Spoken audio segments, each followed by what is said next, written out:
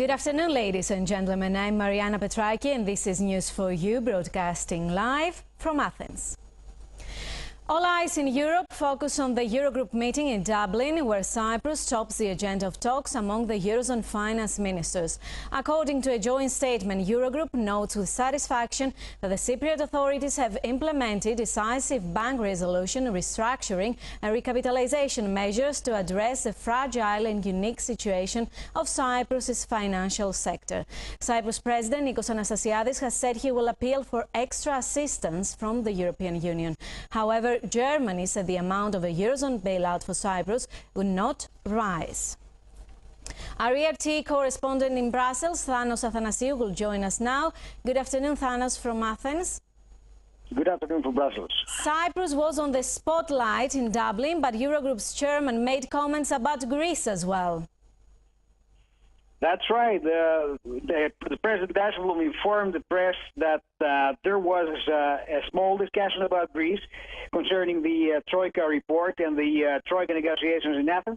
Then the Eurogroup urged the Greek authorities to finalize the talks in Athens, namely find ways to address the emergence, or better, the non-emergence of a fiscal gap in the future, and implement everything that has to do with the reforms in the public sector.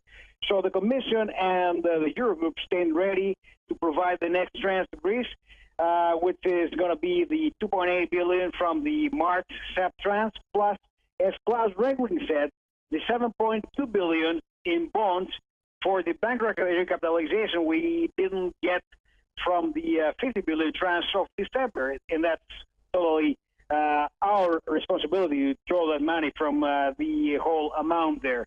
But first, there has to be a finalization of the talks in Athens, and then a new session of the Euro Working Group to assess the situation. Now, what about Cyprus? Which are the key points of the bailout deal? Well, for Cyprus, now we have a political endorsement of the MOU, and the MOU is going to get as a text to the national parliaments to be approved there, and Regling is preparing his organization, the ESM, the European Stability Mechanism, to disburse the first tranche to Cyprus in mid-May. Before that, we're going to get the first assessment of the anti-money laundering inquiry by the independent organization that was sent to Cyprus to get the first conclusive results of what's going on there with the money laundering. We also know that there is also this money vault committee involved, but they're going to have, as we first heard today, two separate assessments of what's going on with the money laundering in Cyprus. That's going to be before the first tranche. Now, Cyprus is not going to need any extra funds for the recap of the banks or the financial needs. It's going to be only the 10 billion, and that was what Brand said, that was what Dijsselbloem said, and that's what the ministers agreed.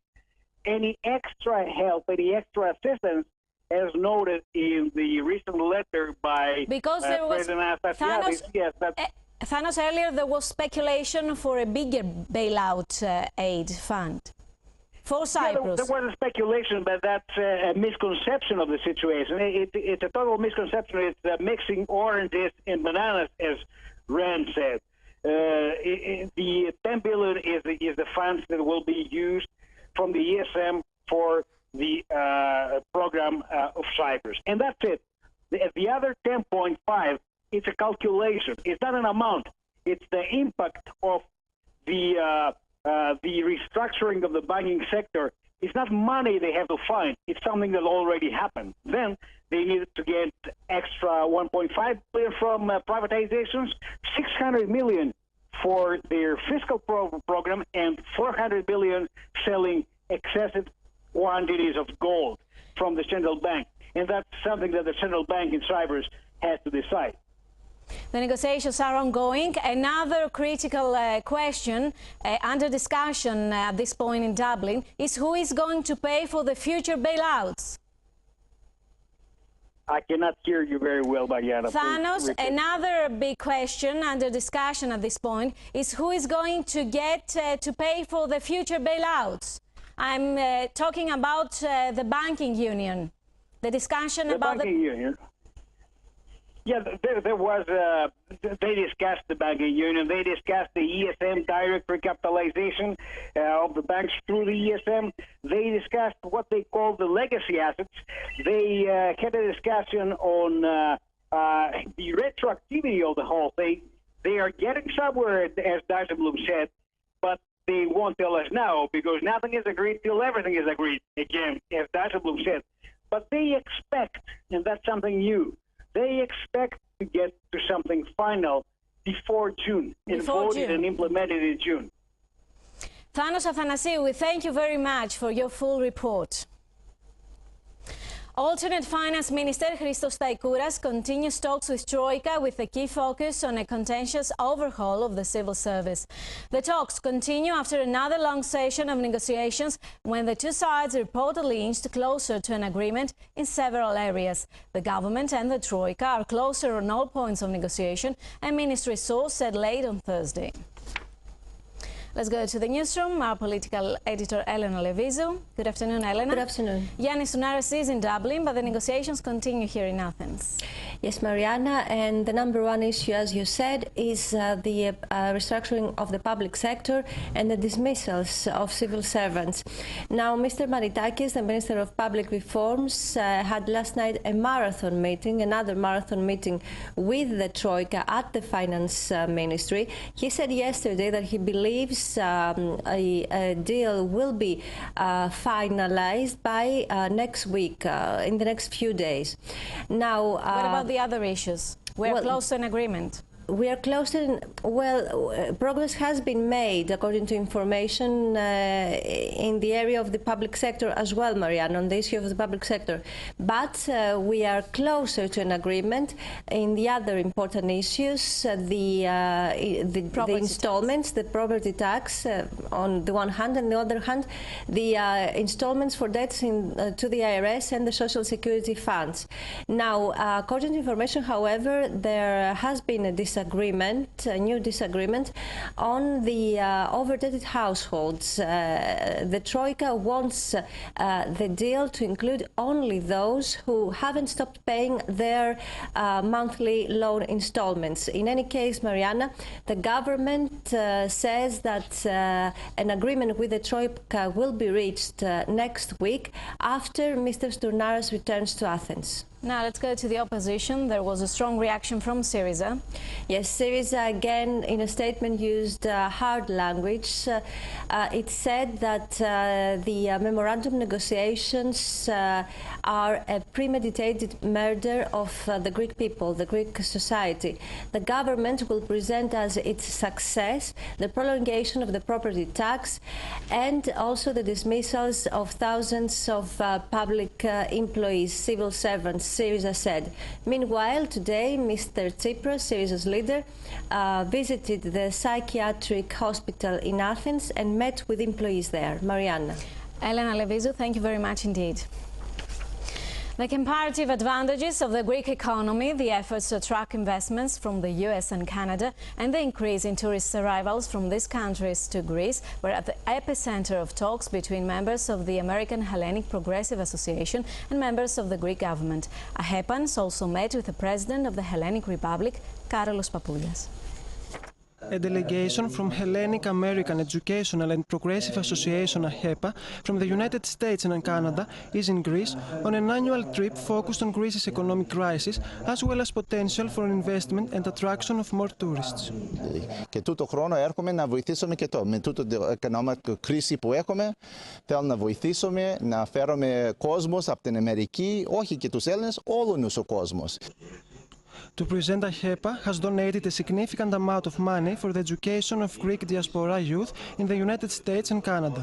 The association also supports the work of AHEPA Hospital in Thessaloniki and Evangelismos Hospital in Athens. AHEPA θέλουμε να βοηθήσουμε όσο μπορούμε να φέρουμε τουρίστες εδώ στο Καναδά. Σε κάθε εκδήλωση που πάμε και εμείς και μιλάμε πάντοτε για την Ελλάδα, μιλάμε πως οι Έλληνες βοηθάνε και πρέπει να βοηθήσουμε εμείς οι Έλληνες σαν στη διασπορά να φέρουμε τουρίστες εδώ στην Ελλάδα, στην πατρίδα μας. Greek President Carlos Papoulias received them at the presidential mansion prior to their meetings with Prime Minister Antonis Samaras, Foreign Minister Dimitris Avramopoulos and Greek Parliament President Evangelos Meimarakis. Και προσπαθούμε όσο μπορούμε να βοηθήσουμε την Ελλάδα μας και να προοδέψουμε την Ελλάδα και να περάσουμε αυτή τη φάση. AHEPA's contribution focuses on the promotion of Greece's economic comparative advantages, attraction of foreign investors from the United States and Canada, and increase of tourist inflow from these countries.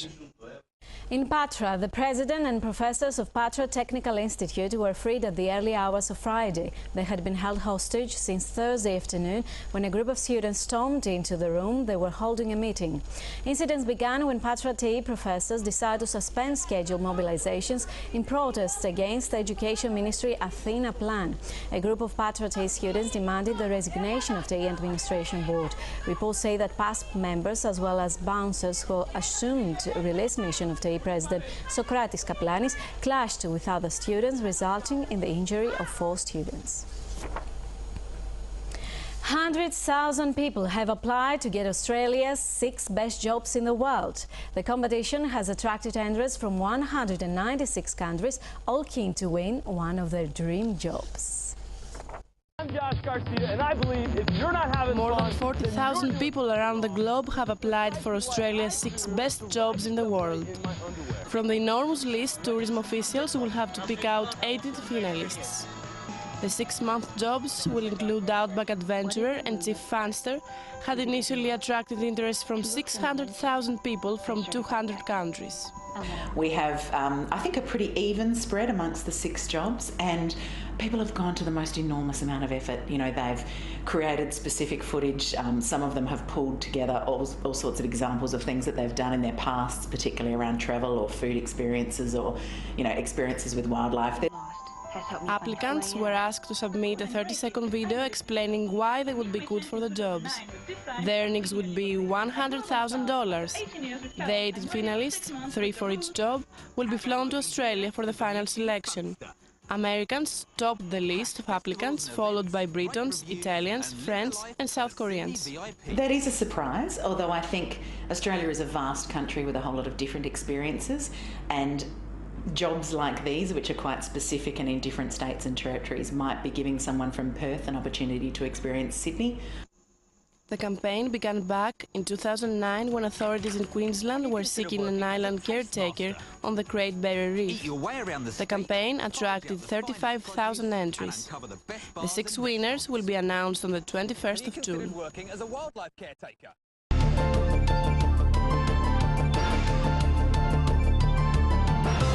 In business news now, the Athens Stock Exchange records gains of 0.06%, closing currently at 927.48 points.